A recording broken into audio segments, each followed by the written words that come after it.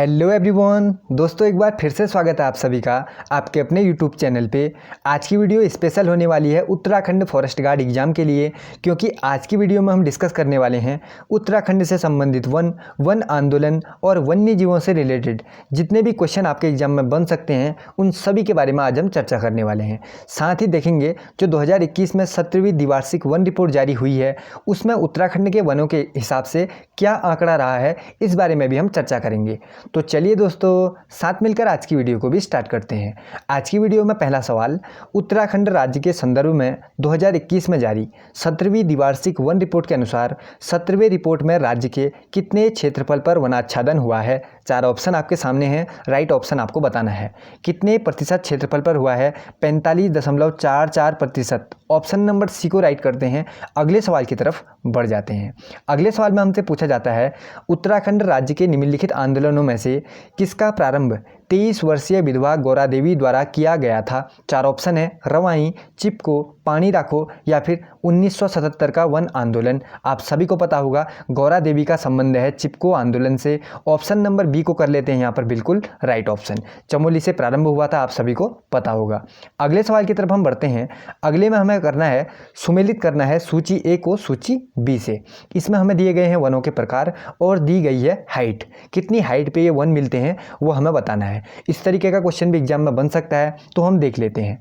जो उपोष्ण कटिबंधीय वन हैं ये पाए जाते हैं 750 से 1200 मीटर की ऊंचाई पर।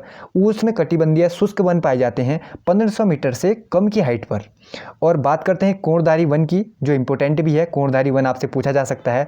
कोणधारी वन पाए जाते हैं 900 से 1800 मीटर की ऊंचाई पर। चौथा है पर्वतीय शीतोष्ण वन, ये पाए जाते हैं 1800 से 2700 मीटर की ऊंचाई पर। तो इस तरीके से चारों को हम मिला चुके हैं। अगले सवाल की तरफ बढ़ जाते हैं। अगले सवाल में हमसे पूछा जाता है, उत्तराखंड राज्य के सर्वाधिक अति सघन वन क्षेत्रफल वाले 4 जिलों को अवरोही क्रम में व्यवस्थित कीजिए। अब देखो, अति सघन वन क्षेत्रफल वाले 4 जिलों को अवरोही क्रम की अगर हम बात करेंगे तो देखो, सबसे फर्स्ट नंबर किसका आ जाएगा? नैनीताल का अति सघन वनों में। दूसरा नंबर देहरादून का, तीसरा नंबर आएगा उत्तरकाशी का और चौथा नंबर लास्ट में आएगा पौड़ी गढ़वाल। इन चारों की अगर बात की जाएगी तो क्या क्रम बनता है? बी, ए, सी और डी। BACD हमें दिखता है ऑप्शन नंबर सी में, तो ऑप्शन नंबर सी को राइट करते हैं। अगले सवाल की तरफ साथ में बढ़ जाते हैं। अगले सवाल में हमसे पूछा गया, उत्तराखंड राज्य में प्रारंभ चिपको आंदोलन को किस सन और किस जिले में प्रारंभ हुआ था? ये आंदोलन चिपको आंदोलन का संबंध चमोली जिले से है। 1974 में ये आंदोलन प्रारंभ हुआ था, 1974 चमोली से। तो इस तरीके से इसको राइट करते हैं। अगले सवाल की तरफ हम बढ़ जाते हैं। अगले में हमसे पूछा जाता है, उत्तराखंड राज्य के संदर्भ में साल का वृक्ष निम्नलिखित किस प्रकार के वन क्षेत्र का प्रमुख वृक्ष है? इस क्वेश्चन को इंपॉर्टेंट कर लो, ये क्वेश्चन बन सकता है साल के पेड़ से रिलेटेड। जो साल का पेड़ है ना, ये संबंधित है उपोष्ण कटिबंधीय वन से। उपोष्ण कटिबंधीय वन का एक मेन वृक्ष है साल, आपको याद रखना है। साल के अलावा कुछ और भी होते हैं, जैसे साल के अलावा एक और फेमस है सेमल का वृक्ष, सेमल याद रखना है। और बांस का भी तो होता है, बांस का भी होता है, उपोष्ण कटिबंधीय वन का ही वृक्ष होता है एक बांस। इसके अलावा ये भी याद रख लो, हल्दू का पेड़ भी आता है उपोष्ण कटिबंधीय वन के अंतर्गत। और जो बांस और साल है यह उष्ण कटिबंधीय आर्द्र पतझड़ वन के अंतर्गत भी आते हैं, ये भी आपको पता होना चाहिए। साथ ही बढ़ते हैं अगले सवाल की तरफ। तो हमने देख लिया साल था उपोष्ण कटिबंधीय वन का उदाहरण, इसका रिलेटेड जो यानी कि उपोष्ण कटिबंधीय वन में ही आता है साल का पेड़। अगले सवाल की तरफ हम बढ़ते हैं। अगले सवाल में हमें पूछा गया, केदार खर्क नामक बुग्याल की अवस्थिति उत्तराखंड राज्य के किस स्थान पर है? हमसे क्या पूछा गया? केदार खर्क नामक बुग्याल आप सभी ने पढ़ा होगा। कहाँ पढ़ा था? गोमुख के निकट पढ़ा है। ऑप्शन नंबर डी में हमें दिखता है, तो इसी को क्या कर लेते हैं? राइट ऑप्शन कर लेते हैं। बात करते हैं कुछ और मेन इंपॉर्टेंट ऑप्शनों के बारे में। देखो, एक सवाल बनता रहता है, वह बुग्याल कौन सा है जो बद्रीनाथ के चारों ओर फैला है? यहाँ पर क्या दे देगा आपको? बद्रीनाथ के चारों ओर फैला हुआ बुग्याल कौन सा है? अगर ये क्वेश्चन बन जाए, देखो ध्यान से देखो क्योंकि इंपॉर्टेंट भी है। इसको तो हमने गोमुख के पास कर लिया, ठीक है ना, ये तो हमने राइट ऑप्शन कर लिया केदार खर्क बुग्याल का। अब अगर आपसे पूछ लिया बद्रीनाथ के चारों ओर फैला हुआ बुग्याल कौन सा है, तो कौन सा राइट करोगे बताओ? ये सवाल इंपॉर्टेंट है इसलिए हम इसे कर भी लेते हैं। तो बद्रीनाथ के चारों ओर फैला हुआ बुग्याल है कैला बुग्याल। नाम याद कर लो। कौन सा बुग्याल राइट करोगे? कैला बुग्याल, जो बद्रीनाथ के चारों ओर फैला हुआ है। और एक और है यमुनोत्री के निकट। यमुनोत्री के निकट कौन सा बुग्याल है? देवदामिनी बुग्याल है यमुनोत्री के निकट। कौन सा? देवदामिनी। तो इन सभी के बारे में मैंने आपको बता दिया। अगले सवाल की तरफ हम बढ़ जाते हैं। निम्नलिखित संस्थाओं में से किस एक सभागार एशिया में एकमात्र पूर्ण रूप से लकड़ी निर्मित सभागार है? वह कौन सा है आपको बताना है। 4 ऑप्शनों में से राइट ऑप्शन कौन सा हो जाएगा? Indian forest research institute. Important question में आता है, मोस्ट इंपॉर्टेंट, हम इसे लिख लेते हैं, आपको आना चाहिए। एकमात्र पूर्ण रूप से लकड़ी से निर्मित सभागार है पूरे एशिया में। कौन सा? Indian forest research institute. मैं आपको इसकी पूरी स्टोरी बताता हूँ। देखो क्या हुआ था इसके पीछे की स्टोरी है। देखो 1878 में, कब? 1878 में देहरादून में देश के प्रथम वन महाविद्यालय का स्थापना की गई, ठीक है ना। फिर 1884 में इसका नाम रख लिया इंपीरियल फॉरेस्ट स्कूल, ठीक है। 1878 में स्थापना हुई और 1884 में इसका नाम रख लिया था इंपीरियल फॉरेस्ट स्कूल। बाद में इसका नाम 1906 में अनुसंधान कार्य के साथ जोड़ा तो इसका नाम फिर से बदला, इंपीरियल फॉरेस्ट रिसर्च इंस्टीट्यूट कर लिया। लेकिन जब आज़ादी मिली ना, आज़ादी के बाद इसका नाम बदल के इंडियन फॉरेस्ट रिसर्च इंस्टीट्यूट कर लिया। ये इसके पीछे की ये स्टोरी रही थी, जो पूर्ण रूप से लकड़ी से बना हुआ है, तो आपको ये भी याद रखना है। अगले सवाल की तरफ हम साथ में बढ़ जाते हैं। अगले में हमसे पूछा गया, उत्तराखंड राज्य की 17वीं वन रिपोर्ट के अनुसार राज्य के कुल वनाच्छादन में कितने वर्ग किलोमीटर की वृद्धि हुई है? Most important 2.09। Option number A में हमें दिखता है 2.09 किलोमीटर स्क्वायर की वृद्धि हुई है। ऑप्शन नंबर ए को राइट करते हैं। अगले सवाल की तरफ बढ़ जाते हैं। आज की वीडियो जो होने वाली है स्पेशल है, क्योंकि इस तरीके की वीडियो मैंने एक पिछली भी बनाई थी जिसमें हमने देखा था जो वन्य जीवों से रिलेटेड अभ्यारण्य होते हैं, राष्ट्रीय उद्यान होते हैं, उन सबको मैंने पिछली वीडियो में कवर किया हुआ है। तो उसकी भी लिंक मैं डिस्क्रिप्शन बॉक्स में दे दूंगा, वहां से आप लोग जाकर देख सकते हैं। आज की वीडियो में कुछ आंकड़े होंगे और कुछ इससे रिलेटेड ही फैक्ट वगैरह होंगे, उन सबको हम देखने वाले हैं। मेरे साथ वीडियो में अंत तक बने रहना, जरूर वीडियो आपको पसंद आएगी। अगला देखो फिर, क्या है इस जंगल के उपकार? मिट्टी, पानी और बयार, जिंदा रहने का आधार। यह नारा किस आंदोलन से जुड़ा हुआ है? बताओ फिर। अगर आपने पढ़ा होगा तो आपको पता चल जाएगा कि यह जो नारा है किससे जुड़ा हुआ है। यह जुड़ा हुआ है चिपको आंदोलन से। चिपको आंदोलन 1977 में दिया था। चिपको आंदोलन में यह जो महिलाएं कर रही थी ना आंदोलन, महिलाओं द्वारा दिया गया था, 1977 में दिया था ये नारा। तो ये आपको पता होना चाहिए। अगले सवाल की तरफ हम बढ़ते हैं। उत्तराखंड राज्य के संदर्भ में किस प्रकार के वन को मानसूनी वन भी कहा जाता है? अब बताओ, मानसूनी वन किसे कहा जाता है? उष्ण कटिबंधीय आर्द्र पर्णवाती वन को ही मानसूनी वन भी कहा जाता है। आपको क्या होना चाहिए? याद होना चाहिए। अगले सवाल की तरफ हम बढ़ते हैं। उत्तराखंड में जो बुग्याल है उसको जिले से मिलाना है हमें। अब देखो फिर ध्यान से देखना, कफनी क्या राइट करोगे? कफनी बुग्याल कहाँ है? बागेश्वर में है। दूसरा है बर्मी, बर्मी बुग्याल आ जाता है रुद्रप्रयाग में, ये तो राइट करो। ये सहस्त्र ताल जो है ये बुग्याल है, ठीक है ना। अभी उस वाले ताल के रिलेटेड में मत सोचना, इसको बुग्याल के रिलेटेड में सोचना है। सहस्त्र ताल कहाँ हो जाएगा फिर? टिहरी में। और कुश कल्याण बुग्याल कहाँ आ जाता है? उत्तरकाशी में आ जाता है।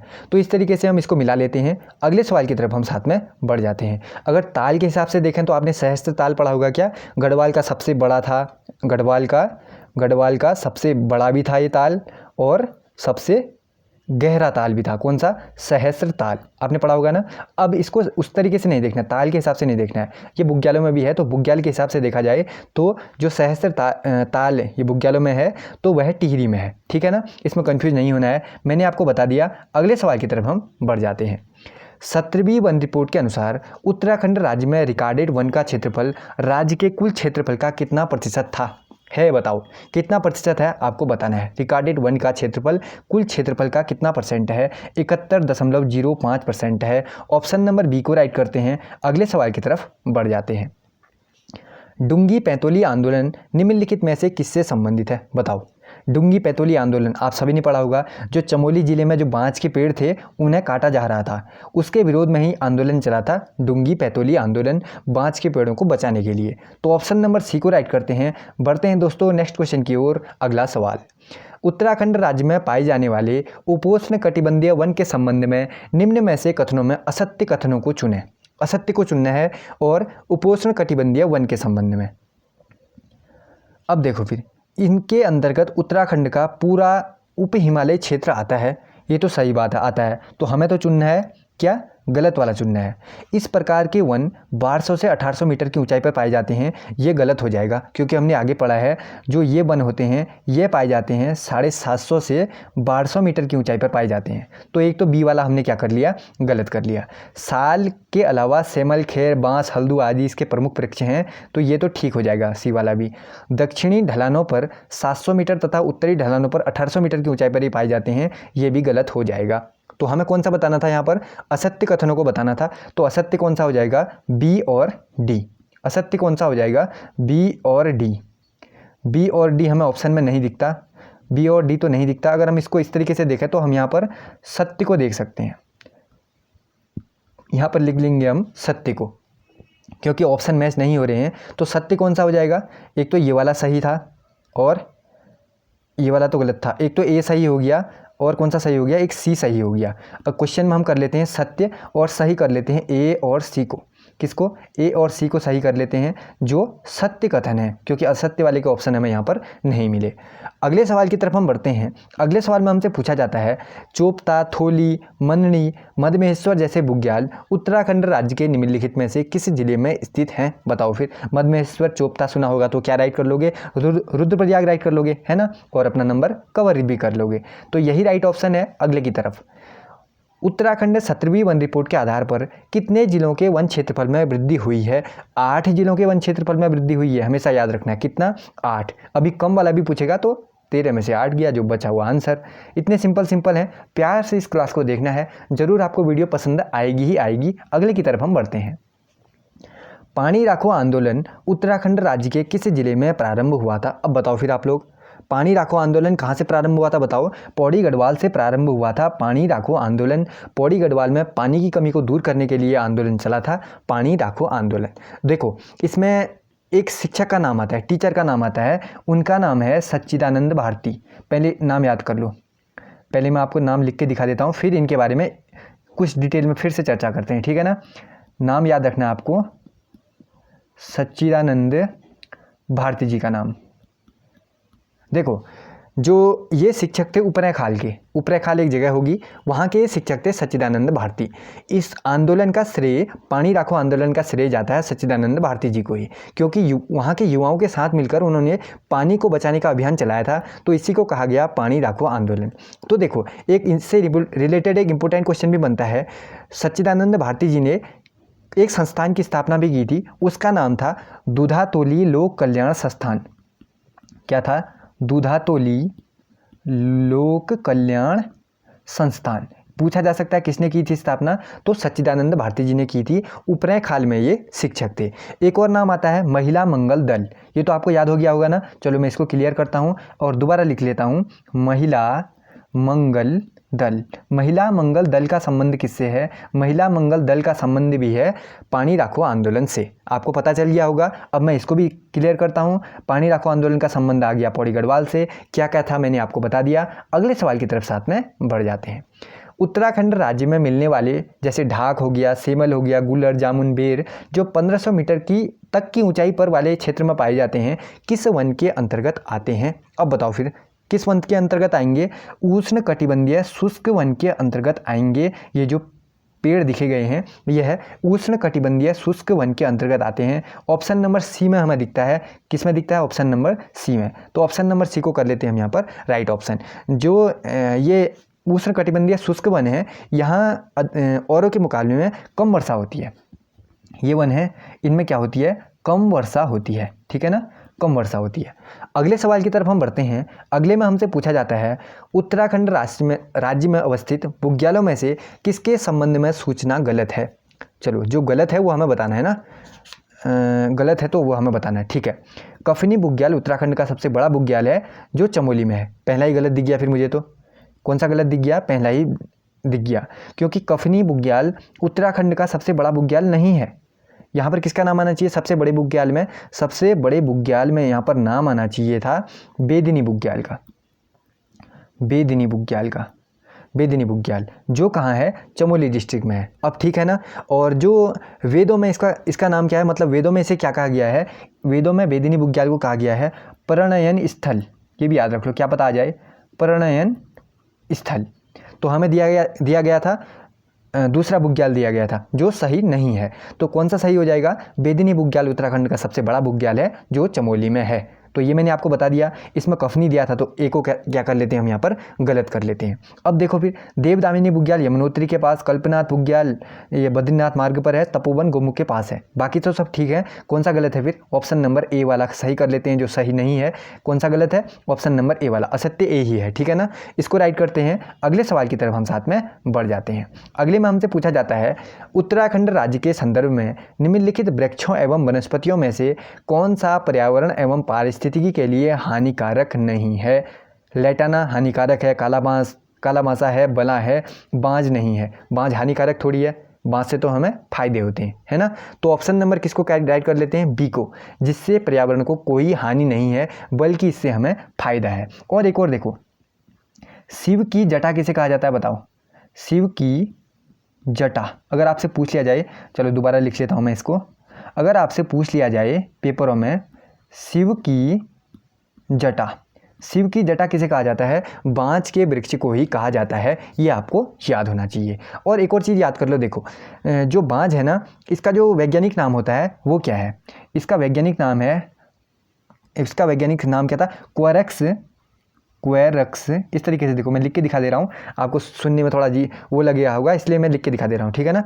क्वेरक्स ल्यूकोटा, ऐसे देखो, क्वेरक्स ल्यूकोट, इसको मैं पूरा ही मिटा देता हूँ, अब लिखता हूँ क्वेरक्स हो गया।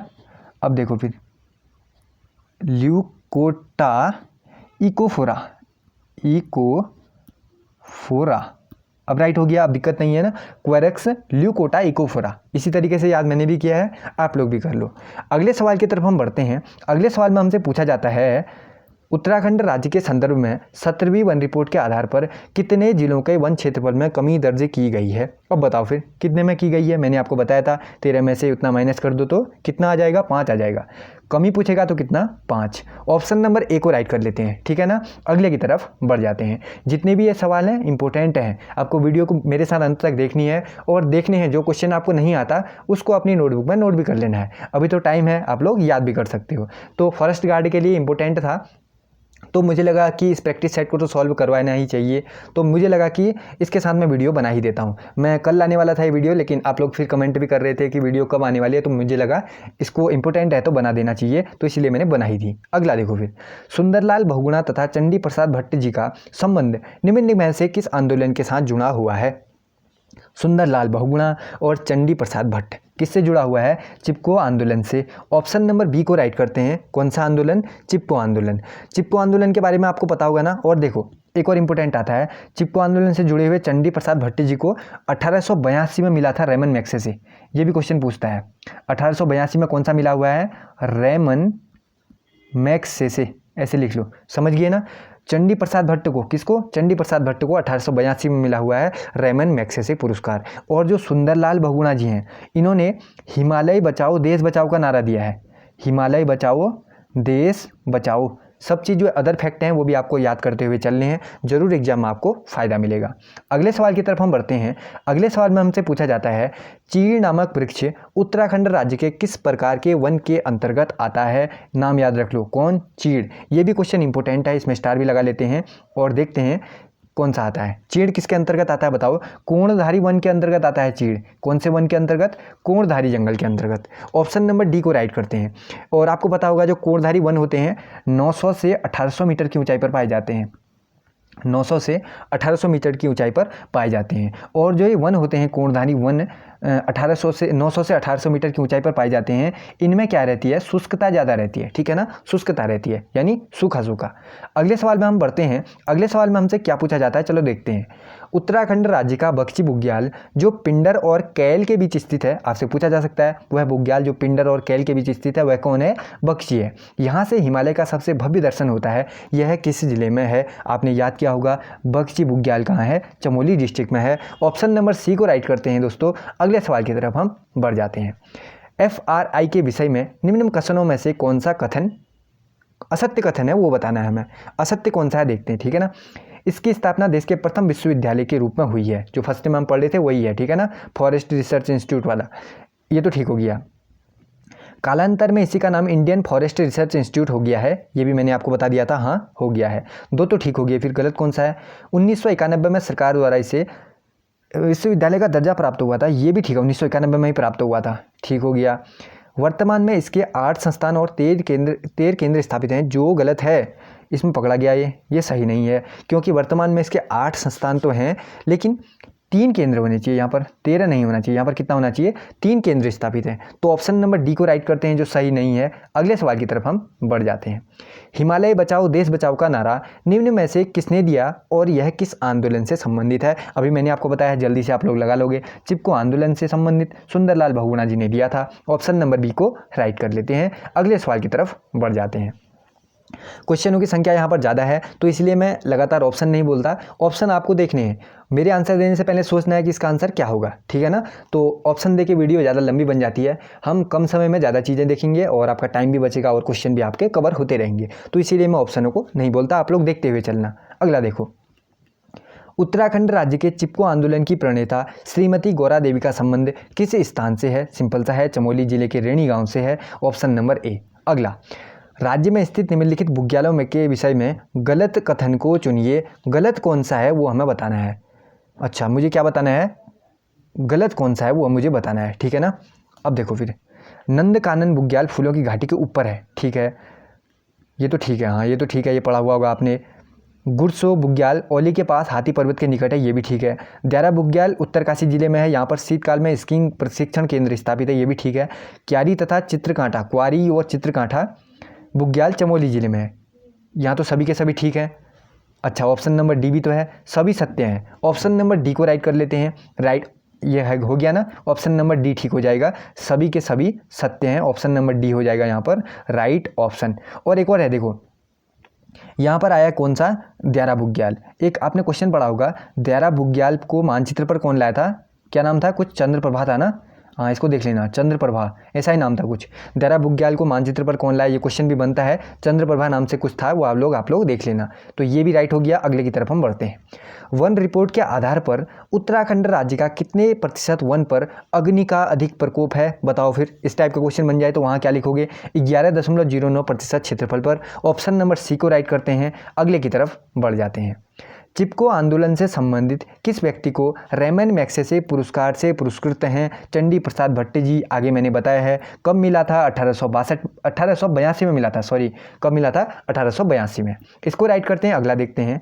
उत्तराखंड में पाई जाने वाली कोणधारी वन के संदर्भ में सत्य कथनों का चुनाव कीजिए। सही बताने हैं मुझे, ठीक हो गया, सही बता देता हूँ। कोणधारी वन, इस प्रकार के वन 1200 से 1800 मीटर की ऊंचाई पर मिलते हैं क्या? नहीं मिलते, तो गलत हो गया, क्योंकि यहाँ पर तो ये मिलते हैं 900 से 1800 मीटर की ऊंचाई पर मिलते हैं, हमने तो ये पढ़ा है, तो पहला तो गलत हो गया। ये वन उष्णकटिबंधीय और शीतोष्ण कटिबंधीय के बीच होते हैं, ये भी ठीक है। इन वनों में शुष्कता रहती है और चट्टानी धरातल पर भी उगते हैं, ठीक है। कहीं कहीं पर बीचों में घास भी होती है, बाकी तो ठीक है। कौन सा गलत है? ए वाला गलत है, ए वाला गलत है, ए नहीं होना चाहिए। बी सी डी ये वाला ठीक है। फिर ऑप्शन नंबर बी राइट करते हैं। अगले की तरफ बढ़ जाते हैं। कौन सा उत्तराखंड राज्य में पाए जाने वाला वृक्ष ओक की प्रजाति नहीं है? देखो, ओक की 3 प्रजातियां मुख्य हैं, ओक की 3 प्रजातियां मुख्य हैं। कौन कौन सी हैं? बांज, मोरू और खरसू। बांज है, मोरू है और खरसू है। कौन नहीं है फिर? स्प्रूस नहीं है। ऑप्शन नंबर सी को राइट करते हैं। अगले की तरफ बढ़ जाते हैं। उत्तराखंड राज्य में 17वीं वन रिपोर्ट के आधार पर सूची 1 और सूची 2 से हमें यहाँ पर मिलाना है। तो देखो, टोटल वन में कुल रिकॉर्डेड वन कितने हैं, कितने क्षेत्रफल वर्ग किलोमीटर में है, ये हमें बताना है। तो ये तो नहीं है, संरक्षित वन पूछ सकता है आपसे, ठीक है ना? चलो इसको इस तरीके से हम यहाँ पर मिला देते हैं। सूची 1 को कितने क्षेत्रफल पर ये है? संरक्षित वन तो इतने हैं 144.02, ये तो हम यहाँ पर सीधे सीधे ही मिला चुके हैं। फिर उसके बाद आरक्षित वन को भी याद कर लो। आरक्षित वन कितने हैं? 26,547 ना, तो इसको इस तरीके से मिला देता हूँ। फिर 2 तो हम यहाँ पर मिला चुके हैं। सिविल एवं स्वयं वन को मिला देता हूँ इससे, कुल रिकॉर्डेड वन को मिला लेता हूँ इससे। तो देखो इस तरीके से हम चारों मिला चुके हैं। इसको इससे मिलाया था, बाद में आरक्षित वन को 26,547 था, संरक्षित वन 154.02, बाकी सिविल और सोयम वन को ऑप्शन नंबर 2 से। इस तरीके से हम पूरा मिला लेते हैं। अगले सवाल की तरफ साथ में बढ़ जाते हैं।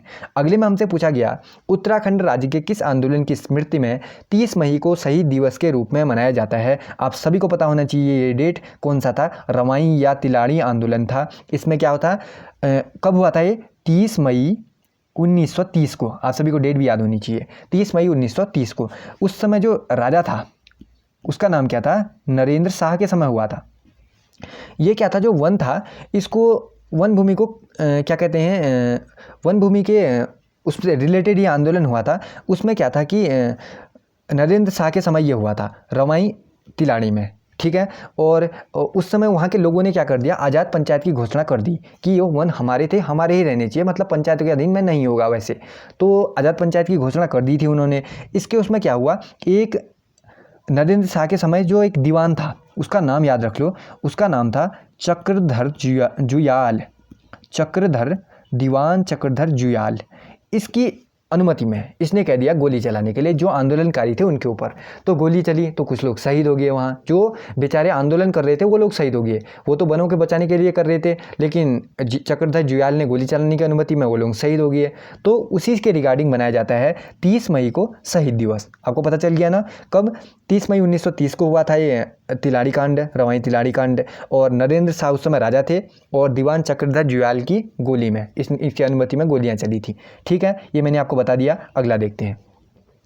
निम्नलिखित में से वह बुग्याल जो चमोली और रुद्रप्रयाग के बीच, रुद्रप्रयाग में अवस्थित है। चमोली और रुद्रप्रयाग दोनों का नाम आना चाहिए। ओखीमठ और गोपेश्वर के बीच आपको ये नाम भी दे दिया। देखो अली बुग्याल है। अली बुग्याल कहाँ आता है? चमोली और रुद्रप्रयाग में आता है, ओखीमठ और गोपेश्वर के बीच। इसको वो वाला बुग्याल मत सोच लेना आप लोग, औली बुग्याल मत सोच लेना। जो ये औली बुग्याल है ना, ये अलग है, ये वाला बुग्याल अलग है, ये वाला अलग है। याद रखना ना आप लोग, पहले इसको भूल जाओ आप लोग, मैं इसको बता देता हूँ सबसे पहले। अली बुग्याल क्या है? चमोली और रुद्रप्रयाग दोनों में आता है। और ओखीमठ और गोपेश्वर के बीच क्या करोगे? अली करोगे। और औली बुग्याल कहाँ आता है? औली बुग्याल सिर्फ आता है चमोली में। दोनों में आपको कन्फ्यूजन नहीं होना है। औली बुग्याल पूछेगा ये वाला, औली ये आता है चमोली में, अली आता है ओखीमठ और गोपेश्वर के बीच, चमोली और रुद्रप्रयाग दोनों डिस्ट्रिक्ट में। अगले की तरफ हम बढ़ते हैं। ऊंचाई पर पेड़ रहेंगे, नदी ग्लेशियर टिके रहेंगे, पेड़ कटेंगे, पहाड़ टूटेंगे, बिना मौत के लोग मरेंगे, जंगल बचेगा, देश बचेगा, गाँव गाँव खुशहाल रहेगा। यह नारा किस आंदोलन से संबंधित है? अब बताओ फिर। रक्षा सूत्र आंदोलन से संबंधित है यह नारा। कौन सा? रक्षा सूत्र आंदोलन। आप सभी को पता होगा पेड़ों को बचाने के लिए क्या कर रहे थे लोग? रक्षा सूत्र पेड़ों पर बांध दे रहे थे और उस पेड़ को कटने से बचाने की जिम्मेदारी अपने सिर पर ले रहे थे। मतलब जिस पेड़ पे मैं रक्षा बांध दूंगा उसकी रक्षा मैं करूंगा, ठीक है ना। ये आंदोलन हुआ था, उसी का नारा है ये ऊपर जो मैंने अभी पढ़ा है। ये रक्षा सूत्र आंदोलन कब से स्टार्ट हुआ था? 1994 से हुआ था ना, 1994 से शुरू हुआ था यह आंदोलन। अगले की तरफ हम बढ़ते हैं। और कटने भी नहीं दिए थे वो पेड़।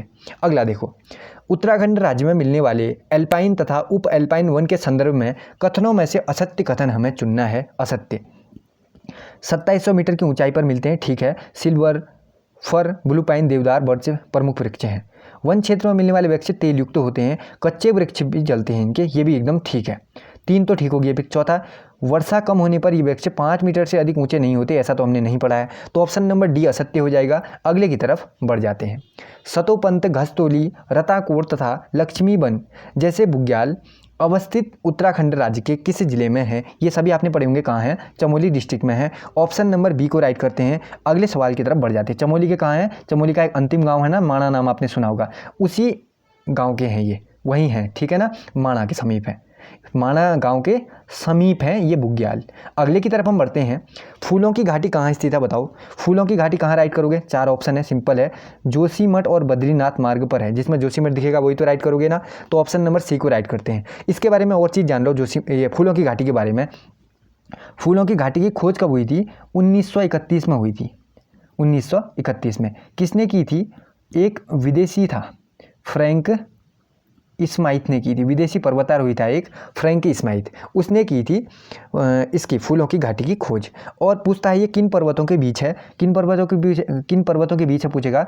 नर व गंधमादन, नर व गंधमादन पर्वतों के बीच है फूलों की घाटी। घाटी ये याद रख लो कौन सी घाटी में है, और ये भी याद रख लो भ्यूंडार घाटी में स्थित है। कौन सी घाटी में? भ्यूंडार घाटी में। ये आपको बता चुका हूँ मैं। अगले की तरफ हम बढ़ जाते हैं। अगले में हमसे पूछा जाता है 17वीं वन रिपोर्ट के अनुसार उत्तराखंड राज्य में पंचायतीन कितना 1% क्षेत्रफल है? पंचायतों के अधीन आपको बताना है। कितना है? 18.86%। Option number B right. अगला, रिकॉर्डेड वन की दृष्टि से 17वीं वन रिपोर्ट के अनुसार उत्तराखंड राज्य के सर्वाधिक तथा सबसे कम वन क्षेत्र वाले जिले क्रमशः कौन से हैं? सबसे ज़्यादा उत्तरकाशी आपको याद होगा, सबसे कम हरिद्वार याद होगा। ऑप्शन नंबर सी ही तो ठीक होगा ना। सी को राइट करते हैं। अगले की तरफ बढ़ते हैं।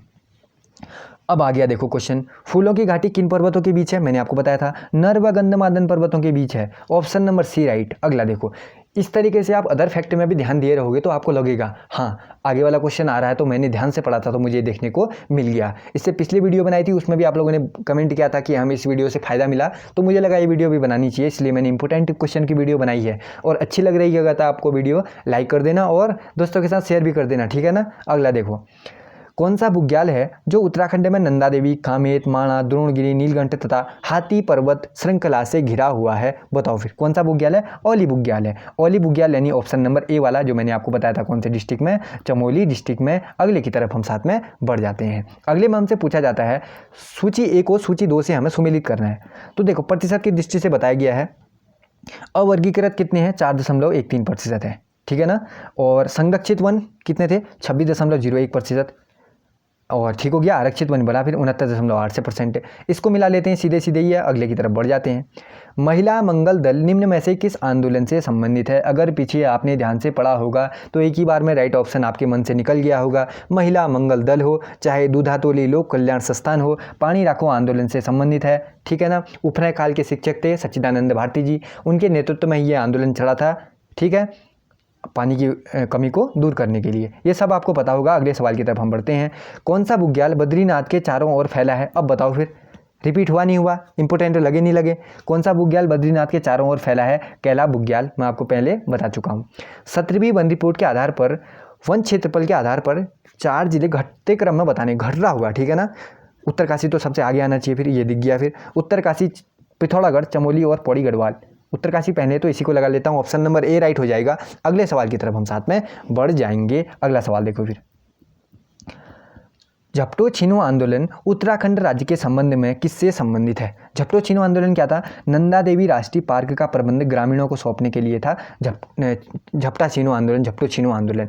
और देखो जो झपटो छिनो आंदोलन था ना, ये कब हुआ था इसके बारे में थोड़ी सी डिटेल जान लेते हैं। देखो 21 जून 1998 की डेट याद रख लो, 21 जून 1998।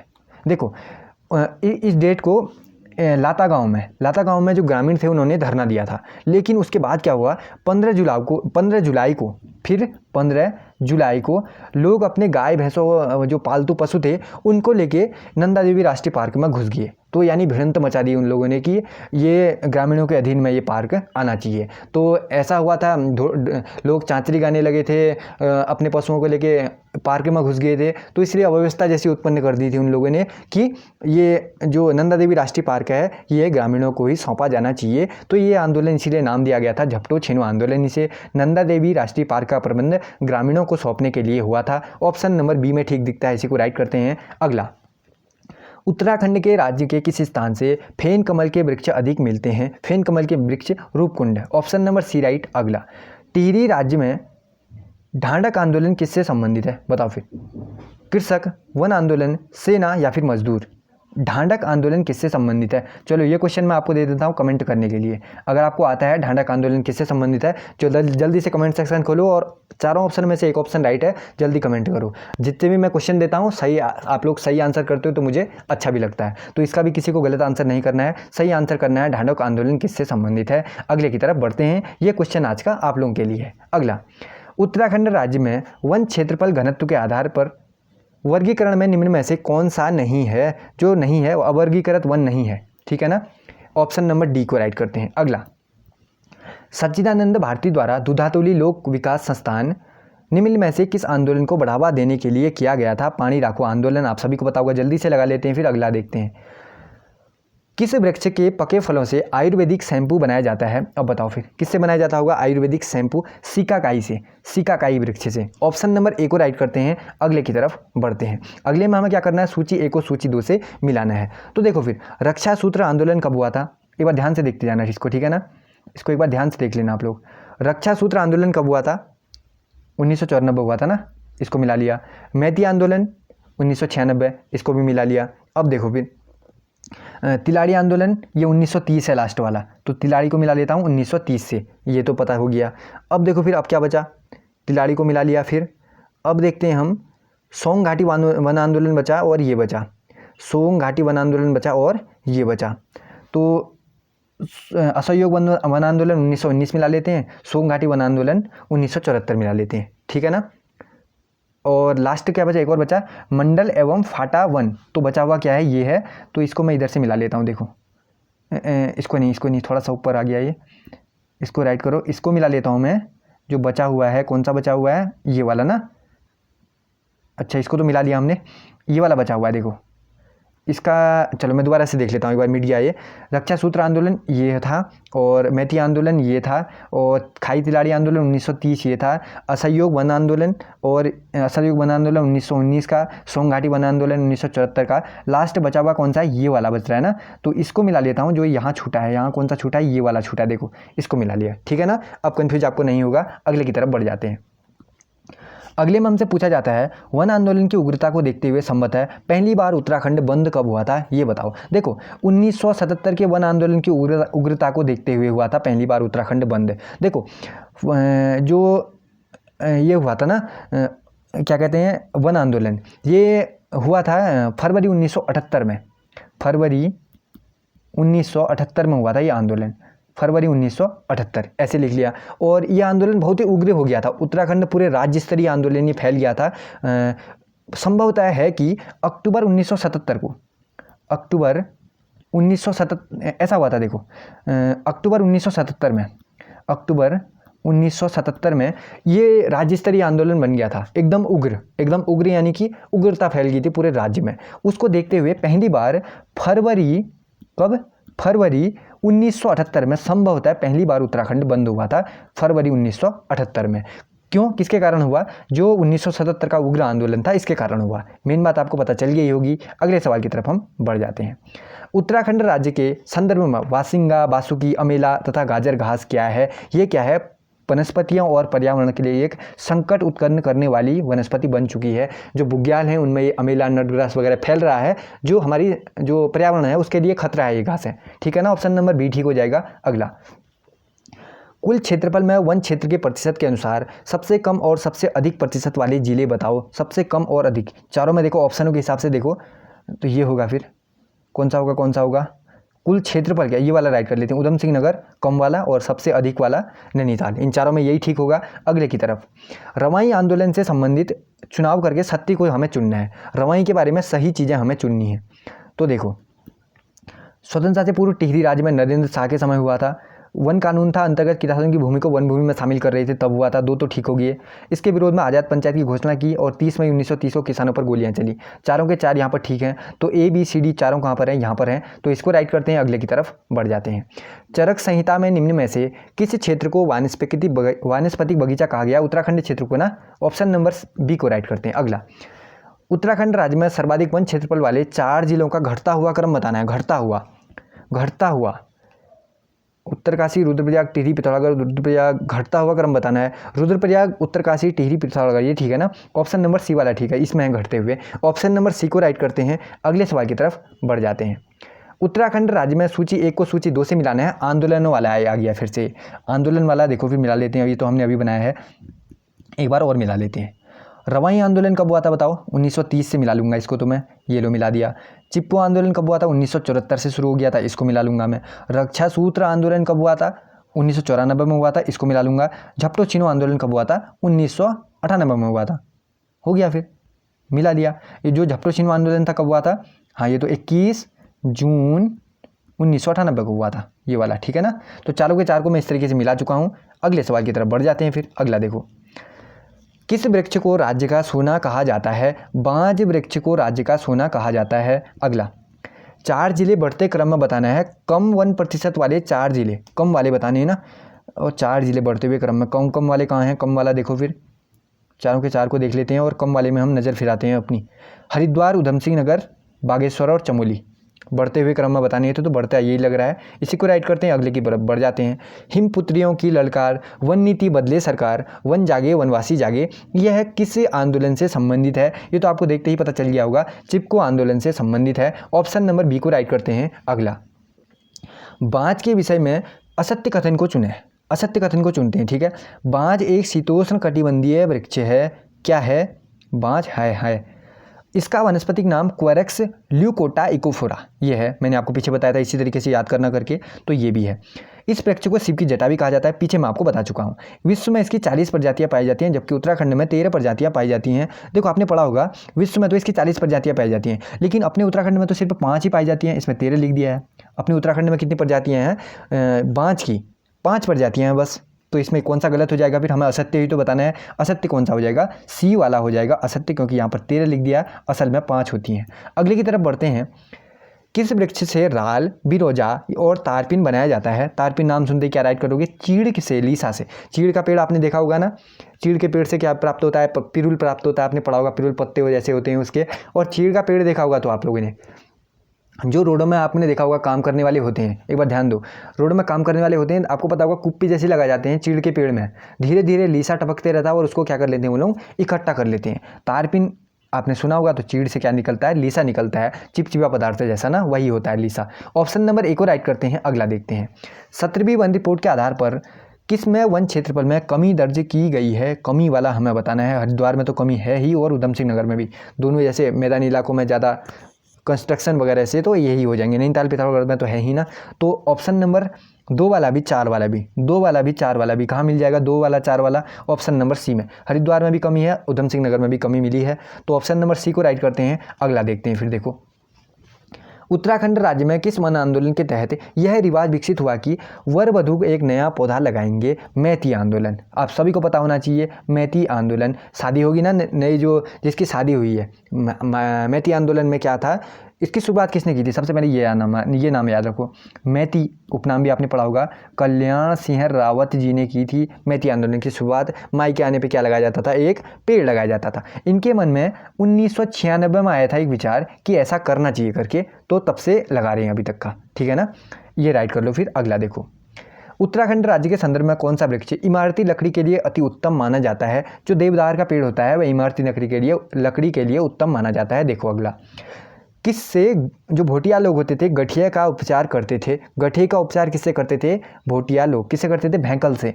ऑप्शन नंबर सी को राइट करते हैं। ये क्वेश्चन रहते हैं जो ऐसे हैं जो सीधे सीधे पेपर में देखने को आपको मिल सकते हैं, तो याद रखना है सबको, ठीक है ना। और देखो, भैंकल से करते थे भोटिया लोग गठिया रोग का उपचार। और एक और चीज़ याद रख लो, जो ये धुनेर है अपने उत्तराखंड में पाया जाता है। अमेरिका में जो ये पौधा है, इससे कैंसर का इलाज भी निकाल दिया है। कैंसर का इलाज अमेरिका में, कैंसर के इलाज के लिए इससे क्या कहते हैं, एक टैक्सोल नामक रसायन प्राप्त किया है। टैक्साल नामक रसायन धुनेर से प्राप्त कर रहे हैं अमेरिका में इस चीज़ की, कैंसर के रोग से मुक्ति के लिए। जो ये पौधा था ना, इससे, किससे? धुनेर से। कैंसर के उपचार के लिए टैक्साल नामक रसायन भी इससे निकाला जाता है अमेरिका में।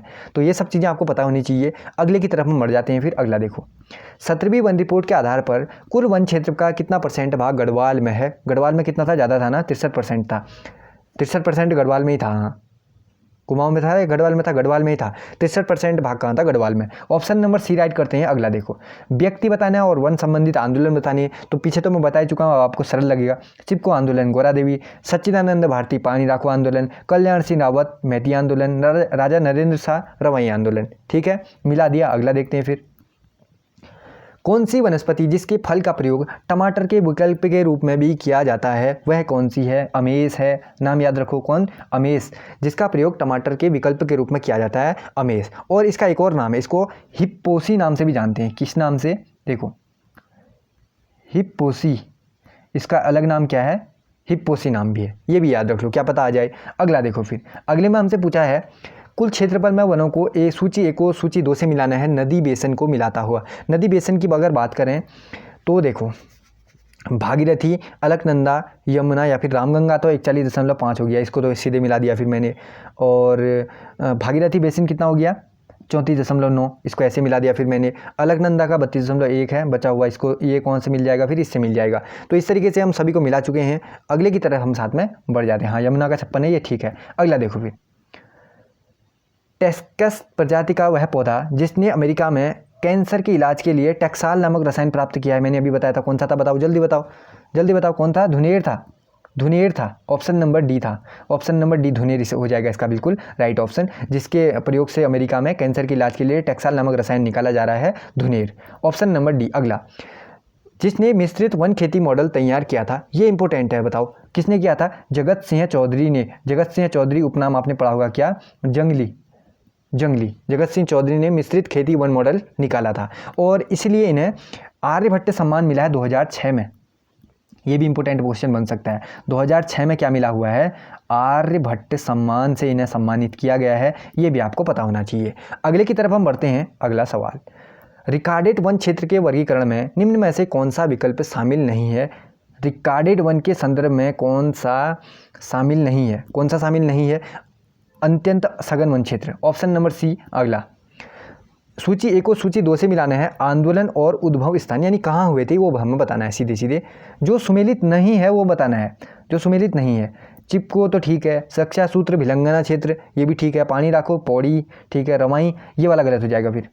रवाई कहाँ हुआ था? रवाई टिहरी में हुआ था, तो ऑप्शन नंबर डी वाला सही नहीं है। अगले की तरफ बढ़ जाते हैं।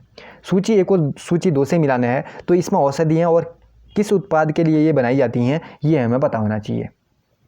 देखो, जो चिरायता होता है या ज्वर उतारने की, ठीक है ना, इसको तो हम मिला चुके हैं। किलमोड़े से पीलिया का ना, हाँ किलमोड़े से पीलिया संबंध हो जाएगा। और घुड़चक यह अतिसार से संबंधित है और मरोड़ फली का संबंध है सांप के विष में। ऑप्शन नंबर इस तरीके से हम मिला चुके हैं आगे पीछे। अगला देखो फिर, उत्तराखंड के किन जिलों में 70% से अधिक क्षेत्रफल पर वनाच्छादन है? 70 से ज़्यादा % क्षेत्रफल पर वनाच्छादन किस में है वो हमें बताना है। उत्तरकाशी, नैनीताल, चंपावत, रुद्रप्रयाग, इन सभी में तो 70% से ज़्यादा ही है, तो चारों के 4 में है।